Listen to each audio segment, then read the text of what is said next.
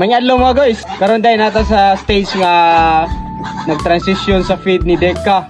Actually 3 days na nato ning gibuhat, ikatulong adlaw na karon. So nag-starter pa man siya karon and then padung pa siya mag-starter. So natay feeds dire. So man ang starter, mo sa ni ang pre-starter. So since gamay naman ni ang yang pre-starter, ugma mag-starter na siya.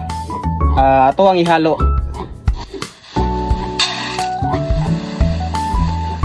So bali na dre 1 and 1/4 nga pre-starter. O dugangan nato na siya og mga 1 and 3/4 para tulo ka cup. So ang tulo ka cup equivalent na siya mga 250 grams. Kaya ang namin nakita nga feeding guide, ang grams per day sa usa ka bactin kung napa siya sa pre-starter is 500 grams per day man. So kaduha ra man siya mga kaon sa usa ka adlaw. So gitungan nato ang 500 grams per day. So kaning tulo ka cup nasa mga 250 grams.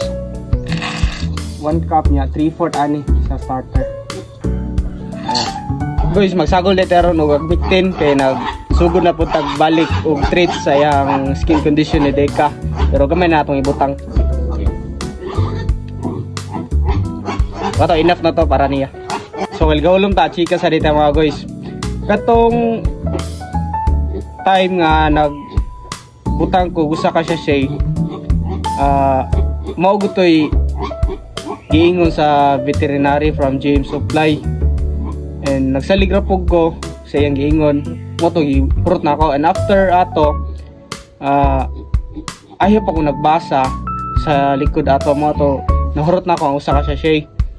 And nibalik ko dito pagkaugma and naingon ang veterinary ano siya nga okay ra daw kay 2 grams ra manata guro.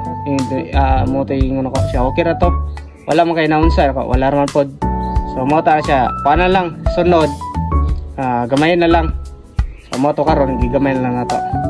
And shout out day Sir Raul Alcalde and Sir John Lister Trapilla, si Sir Mickey Brungan.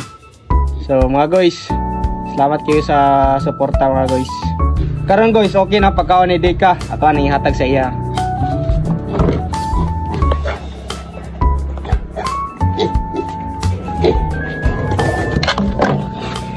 Manungay guys.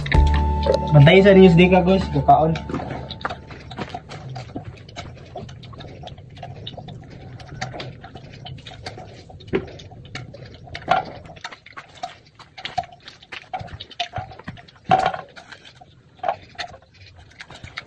So guys, maro tong update na to guys.